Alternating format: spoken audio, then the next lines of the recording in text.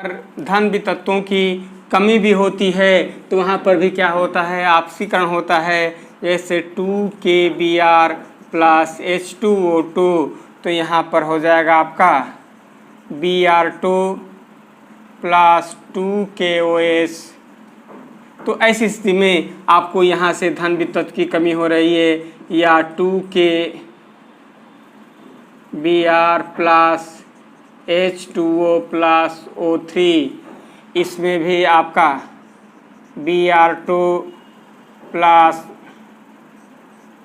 2KOS plus O2 ऐसे भी अगर आपको प्राप्त हो रहा है तो ये क्या है आपका, इसके मतलब कि इसमें से धन वितत्वों की कमी हो रही है, और इसलिए यह क्या है आपका, ये सब एग्जाम्पल किसके हुए, आपको आक्सीकरण कहते हैं या उपचयन कहते हैं। तो ये देखना होता है और लड़के यहाँ थोड़ा सा कंफ्यूज होते हैं, तो ध्यान रखना होगा कि ऋण वितत्व की वृद्धि हो रही है। और भी तरीका बता रहे हैं आपको समझाने के लिए, लेकिन प्रारंभिक स्टेज जो परिभाषा होती है वो तो समझना है कि आक्सीकरण के मतलब ऑक्सीजन के साथ संयोग हो, हाइड्रोजन का अलग होना, ऋण वितत्वों की वृद्धि होना या धन वितत्वों की कमी होना, इसके आधार पर क्या होता है आपका आक्सीकरण होता है। और उसके विपरीत ऑक्सीजन की कमी हो, ऑक्सीजन की कमी,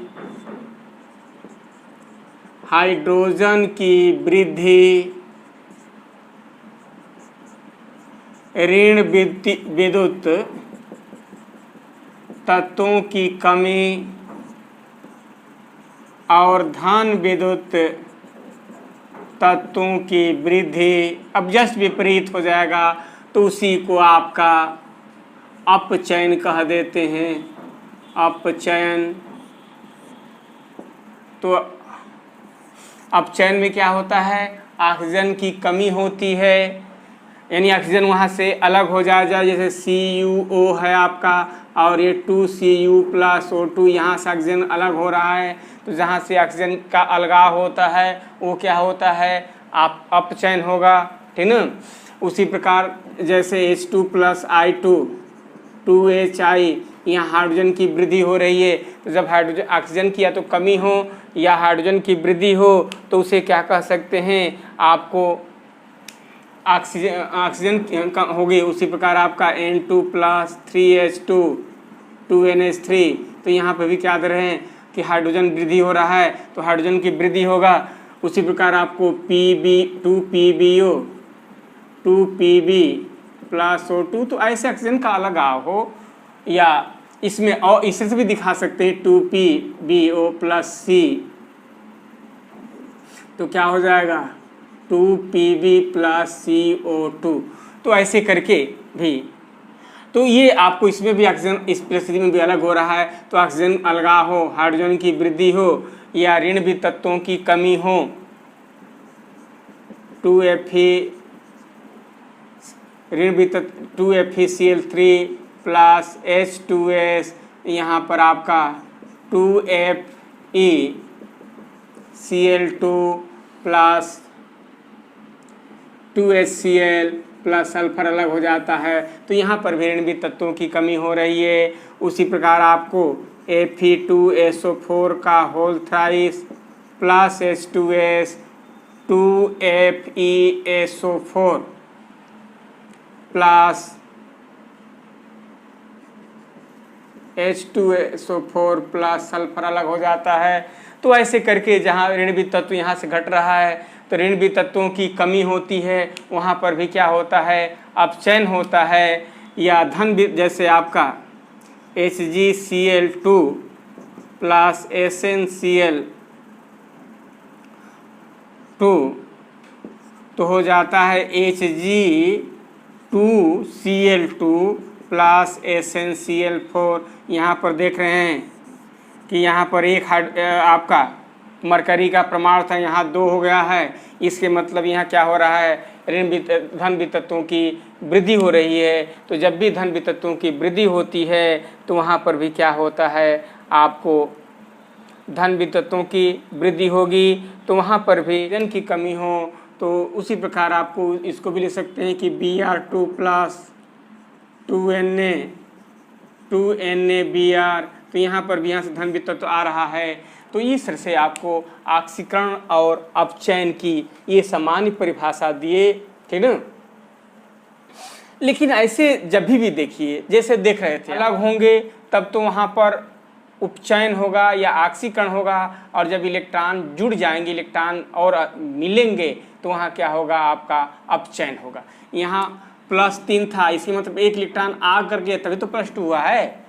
यानी कहने का मतलब कि उसकी धनात्मक संयोजकता में अगर कमी हो रही है तब तो अपचयन होगा, और संयोजकता में वृद्धि होती है। इस संयोजकता के आधार पर जब किसी तत्व की संयोजकता में वृद्धि होती है तो उसका क्या होता है, उपचयन या ऑक्सीकरण होता है, और जब संयोजकता में उसकी कमी होगी तो क्या होगा, उसका आपका अपचयन होगा।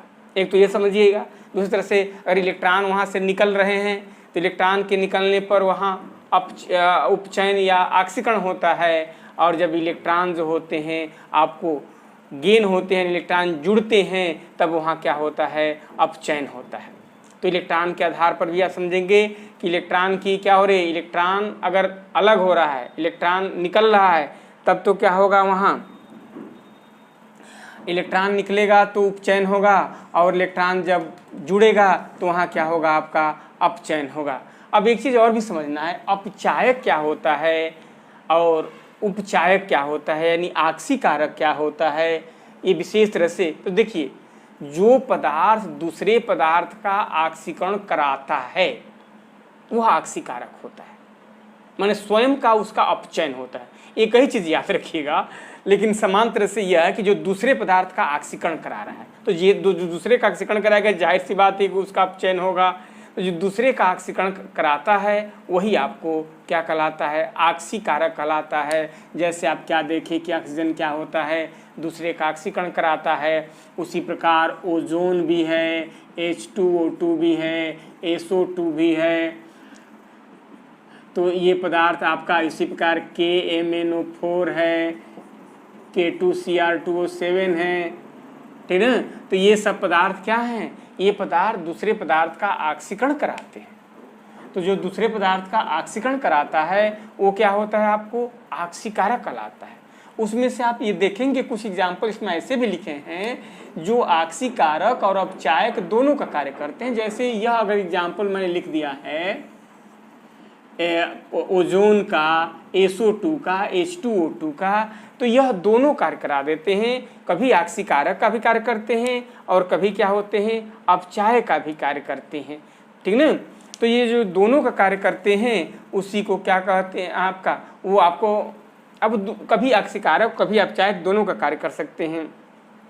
तो इस प्रकार ऑक्सीकारक क्या होंगे, जैसे आपका ऑक्सीजन है, ओजोन है, H2O2 मैंने हाइड्रोजन पेरोक्साइड है। इसके बाद देखिए ब्रोमीन, आयोडीन, क्लोरीन, ये भी उसमें शामिल हो जाएगा, यानी क्लोरीन, ब्रोमीन, आयोडीन भी ऑक्सीकारक होगा। उसी प्रकार नाइट्रिक एसिड भी प्रबल ऑक्सीकारक का कार्य करती है।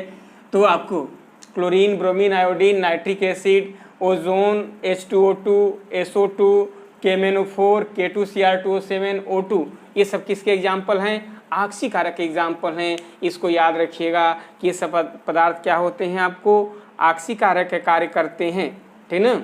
उसी प्रकार सल्फ्यूरिक एसिड भी होगा, वो भी क्या होता है, आपको H2SO4 भी ऑक्सीकारक का कार्य करता है, ठीक ना। तो ये सब क्या है, ऑक्सीकारक है। जो दूसरे पदार्थ का ऑक्सीकरण करते हैं वही ऑक्सीकारक होता है, यानी इनका अपचयन होता है, ये भी ध्यान रखना होगा। कैसे पहचानेंगे यहाँ से, तो उस से जिसका अपचयन होगा वो ऑक्सीकारक होगा, या तो इससे समझिएगा, या जो दूसरे पदार्थ का ऑक्सीकरण कराएगा वो आपको ऑक्सीकारक होगा। उसी प्रकार अपचायक क्या होता है, जो दूसरे पदार्थ का अपचयन करता है, तो इनका क्या होगा, ऑक्सीकरण होगा। तो जो दूसरे पदार्थ का अपचयन करते हैं अर्थात जिनका ऑक्सीकरण होता है वही क्या होता है आपका, उसी को अपचायक कहते हैं। जैसे हाइड्रोजन है तो H2 है आपका, इसके बाद इसमें O3, H2O2, SO2, H2S, इसके बाद उसमें नाइट्रिक एसिड था, माने HNO3 था, इसमें HNO2 नाइट्रस अम्ल होगा, ठीक ना। इसके बाद स्टेनस क्लोराइड होगा, तो stannous chloride, hydrogen, O3, H2O2, SO2, H2S, HNO2, ये सब क्या है आपका क्यूप्रस क्लोराइड। तो ये आपका इसके बाद कार्बन होगा, कार्बन मोनोऑक्साइड हो, कार्बन मोनोऑक्साइड।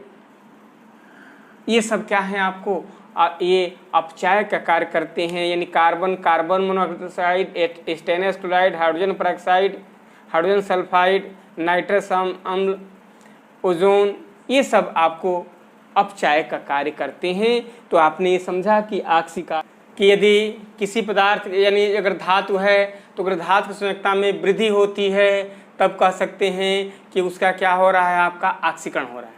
तो यदि धातु की संयोजकता में वृद्धि होती है तो उसका ऑक्सीकरण होता है। उसी प्रकार अगर अधातु है तो उसकी संयोजकता में कमी होती है तो भी उसका ऑक्सीकरण होता है।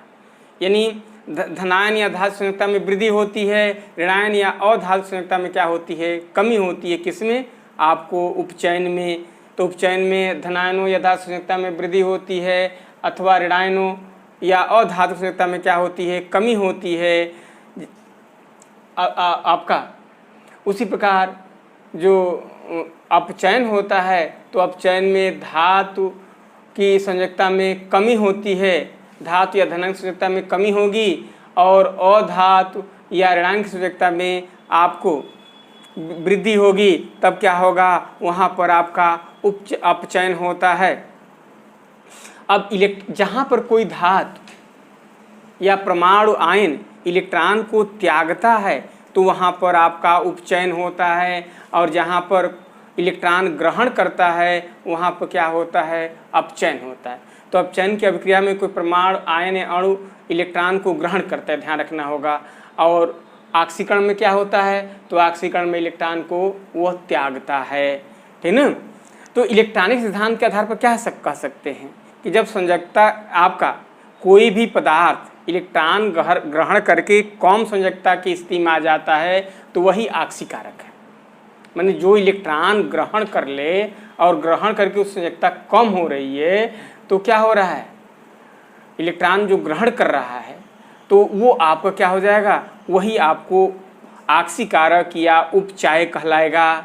और ठीक ना, और जितना इलेक्ट्रॉन ग्रहण करेगा वही उसे क्या हो जाएगी, उपचयन संख्या भी कहलाती है।